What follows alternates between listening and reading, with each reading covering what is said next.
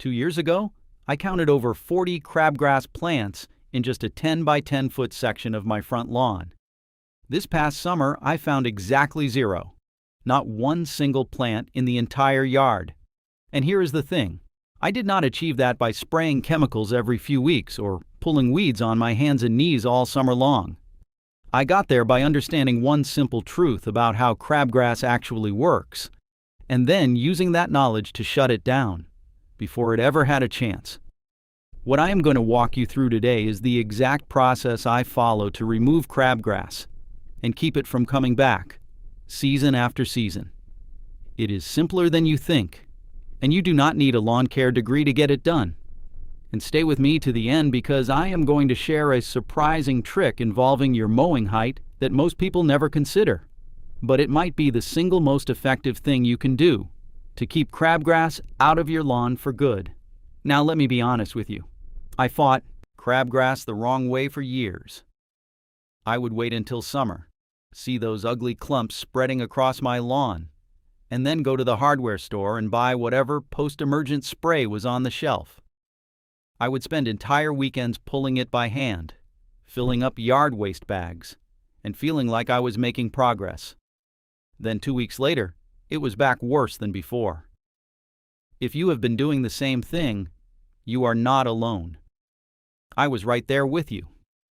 Then I started reading research from Purdue University's turf program and experimenting with timing and prevention, and I saw something that completely reset my thinking about how to deal with this weed.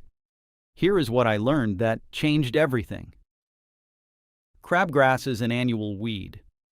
That means every single plant in your lawn right now grew from a seed that germinated this year. It does not survive winter. It dies every fall. But before it dies, a single plant can drop thousands of seeds into your soil. Those seeds sit there all winter, waiting, and when soil temperatures hit about 55 degrees Fahrenheit for several days in a row, they wake up and germinate. Once you understand that cycle, you realize the real battle against crabgrass is not fought in July when you can see it. It is won in early spring before you ever see a single plant. And once you understand this, everything else makes perfect sense. So let us walk through it together, starting with the most important piece of the whole process, and that is getting your pre-emergent application timed correctly. The conventional approach is to wait until a certain calendar date, or just apply it whenever you remember in the spring. What I have found works better is tracking your soil temperature. You can buy a simple soil thermometer for about $8 at any garden center. Push it down about 2 inches into the soil in a sunny area of your lawn and check it a few mornings in a row. When you see readings consistently hitting 50 to 52 degrees Fahrenheit, that is your window. You want to get your pre-emergent down before those temps reach 55 degrees, because that is when crabgrass seeds start to germinate. For cool season lawns in zones 3 through 7, this usually happens somewhere between mid-March and mid-April, depending on your location. For warm season lawns in zones 8 through 10, it can be as early as late February. Trust me on this one, timing is everything with pre-emergent. A week late can mean the difference between a clean lawn and a crabgrass invasion. Now let me show you exactly how to apply it. For the product itself, I have had the best results using a granular pre-emergent containing proteamine or dithiopyr. Both are widely available at home improvement stores. I personally use proteamine because it gives you a longer window of control, usually 4 to 5 months from a single application. You want to apply it at the rate listed on the bag, which is typically around 1.5 to 3 pounds per 1,000 square feet, depending on the product concentration. Put it in a broadcast spreader, set your dial to the recommended setting on the bag, and walk your lawn in 2 passes. Do your first pass going north to south, and your second pass going east to west. This crosshatch pattern gives you much more even coverage than a single pass. And even coverage is critical because any gap is an open invitation for crabgrass. Here is what you need to understand next, and this is where most people make a critical mistake. Pre-emergent needs water to activate. If you just spread it and walk away, It is sitting on top of your soil doing nothing. You need about a quarter inch of water within 48 hours of application to wash it into the soil and create that barrier. If rain is in the forecast, you can time your application right before it. If not, run your sprinklers or irrigation for about 20 to 30 minutes, depending on your system output. Once that pre-emergent is watered in, it forms a thin chemical barrier in the top half-inch of soil that prevents crabgrass seeds from successfully germinating. Think of it like a shield just below the surface. Now I want to pause here for a second because what I have shown you so far is really the foundation of the whole system. But if you want the complete day-by-day plan that covers not just crabgrass, but the 7 most common lawn weeds, I put everything I know into a guide called Larry's 30-Day Weed Kill Protocol.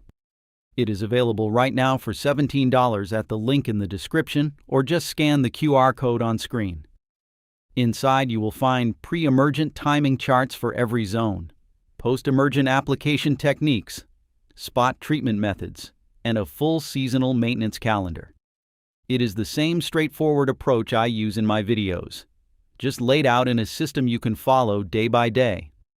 All right, let us keep going. Now that your pre-emergent barrier is down and activated, here is where the real transformation starts, and that is the split application. Most people apply pre-emergent once in the spring and call it done. What I have found through trial and error is that a single application starts to break down after about 3 to 4 months. That means by mid to late summer, your barrier has weakened right when late-season crabgrass seeds are still trying to germinate. So I apply a second round about 8 to 10 weeks after the first. I use the same product at roughly half the original rate. This extends your protection through the entire growing season and closes that late summer gap that lets crabgrass sneak back in. After 3 seasons of doing this split application, I went from dozens of crabgrass plants every year to virtually none.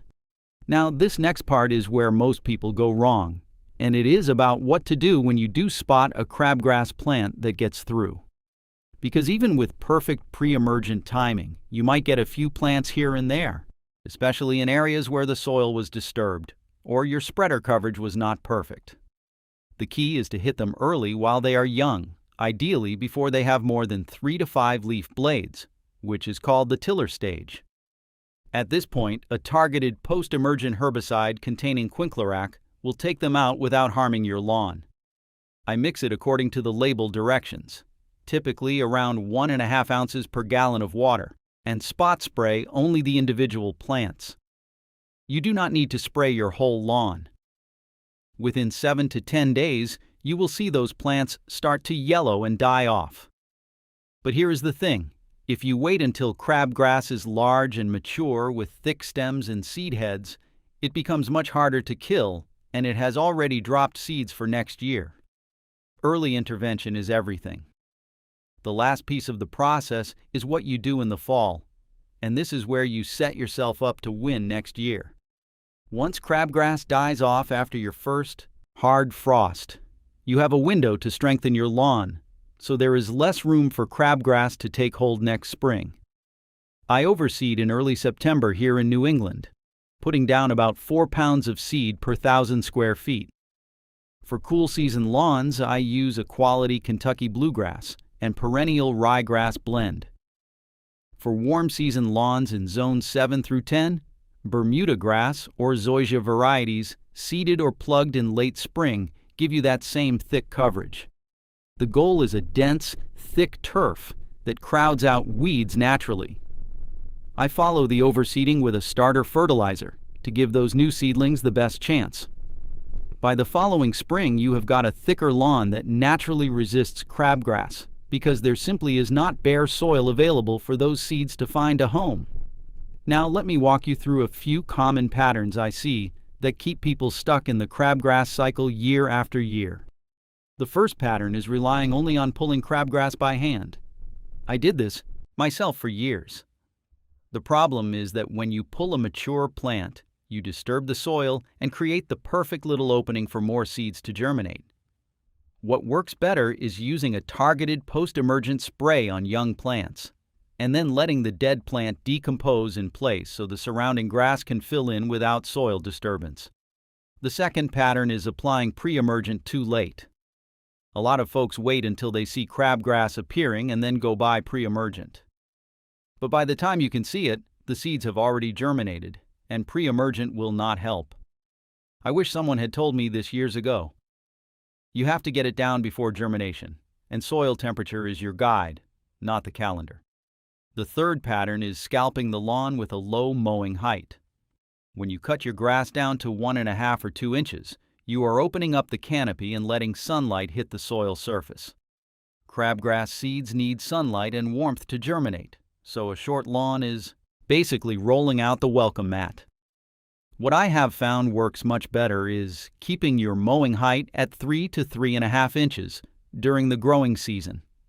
The taller grass shades the soil and dramatically reduces crabgrass germination. And that brings me to the bonus tip I promised you at the beginning, and it is directly related to that mowing height. Here is something I discovered through my own experimentation that surprised me. During the peak of summer, from late June through August, I raise my mowing height to a full 4 inches. I know that sounds tall, and I resisted it for a long time because I like that manicured look. But after testing 4 inches versus 3 inches on 2 different sections of my lawn over 2 summers, the section mowed at 4 inches had about 80% less crabgrass breakthrough. The taller grass creates a dense canopy that keeps soil temperatures cooler and blocks the light that crabgrass seeds need. Research from Michigan State's turf program backs this up. They found that mowing at 3.5 to 4 inches during summer significantly reduces crabgrass pressure compared to lower heights. It is the simplest, cheapest, most effective crabgrass prevention tool you have, and it does not cost you a dime. Now, everything I shared today gives you a solid system to deal with crabgrass on your own. But if you want the full plan laid out day by day, with product recommendations, application rates, timing charts for your specific zone, and coverage for the other common weeds you are probably also dealing with, take a look at Larry's 30-day weed kill protocol. It is $17, down from $47, and it is available right now at the link in the description or scan the QR code on screen. Inside, you will find the exact pre-emergent and post-emergent schedule I follow, identification guides for the 7 most common lawn weeds, spot treatment methods that actually work, and a seasonal maintenance calendar that takes the guesswork out of the whole process. It is written the same way I talk in these videos, no fluff, just the plan. I think you will find real value in it. 2 years ago, I honestly thought crabgrass was just something I would have to live with. Now I walk my lawn in July, and it is clean, thick, and green. You can get the same results. It just takes the right timing, a little patience, and working with your lawn instead of against it. Drop a comment below and let me know where you are in your crabgrass battle. I would love to hear how it goes for you. Thanks for watching, and I will see you in the next one.